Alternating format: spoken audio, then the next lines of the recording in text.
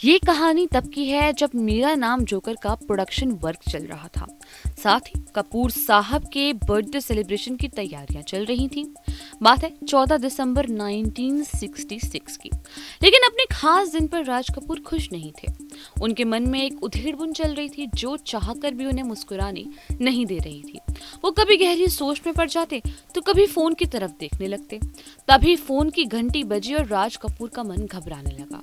डरते हुए राज साहब ने फोन का रिसीवर उठाया और जो बात कभी उनके कान सुनना नहीं चाहते थे वही सुनाई दिया। फोन का रिसीवर पटक कर वो बदहवास दौड़ पड़े। अब आप भी सोच रहे होंगे कि ऐसी क्या बात हुई जिसकी वजह से राज कपूर साहब ने रिसीवर पटका और वो बस निकल गए, और क्या था जो उन्हें बार बार परेशान कर रहा था। जानते हैं आगे की कहानी में। तब तक मैं आपको बता दूं कि राज कपूर का जन्म 14 दिसंबर 1924 को पेशावर में हुआ था। पिता पृथ्वीराज कपूर की परंपरा को निभाते हुए उन्होंने भी मनोरंजन जगत में खूब योगदान दिया। साल 1966 को शोमैन अपना 42nd बर्थडे सेलिब्रेट कर रहे थे, लेकिन दिल में इस खास मौके की रत्ती भर भी खुशी नहीं थी उनके मन में।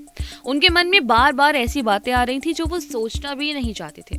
तो चलिए जानते हैं कि आखिर हुआ क्या था ऐसा। रिसीवर पटक कर राज कपूर ने ड्राइवर से गाड़ी निकालने के लिए कहा।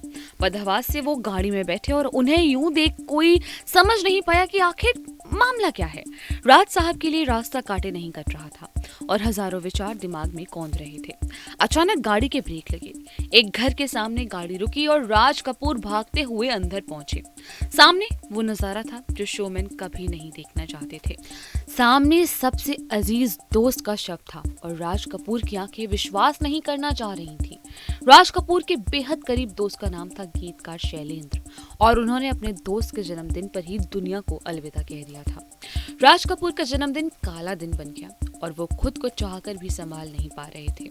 राज कपूर और गीतकार शैलेंद्र का याराना बहुत खास था।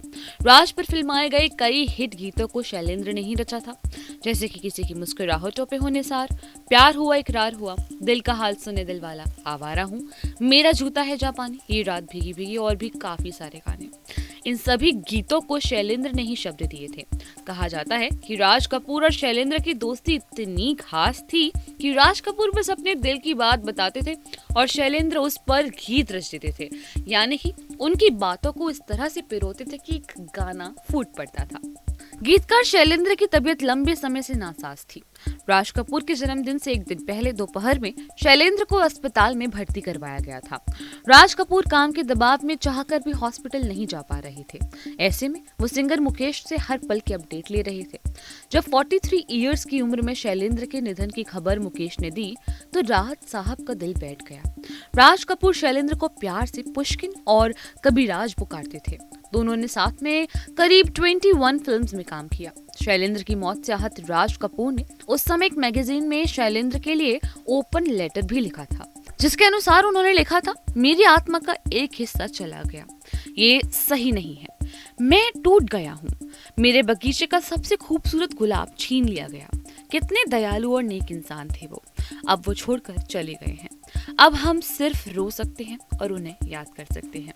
खैर, ये था राज साहब की जिंदगी से जुड़ा एक वो किस्सा जब उन्हीं के जन्मदिन के मौके पर उन्होंने अपने बेहद प्यारे दोस्त को खो दिया था।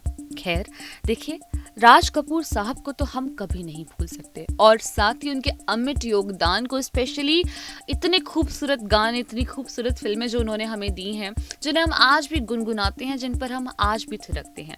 खैर, आप भी कमेंट सेक्शन में कमेंट कर एक बार राज कपूर साहब के लिए एक कमेंट तो जरूर ड्रॉप कर दीजिएगा। तो आज के लिए बस इतना ही। देश दुनिया की छोटी और बड़ी तमाम खबरों की जानकारी के लिए जुड़े रहिए मेरे यानी अंशिका शर्मा के साथ, सिर्फ और सिर्फ न्यूज नेशन पर। धन्यवाद।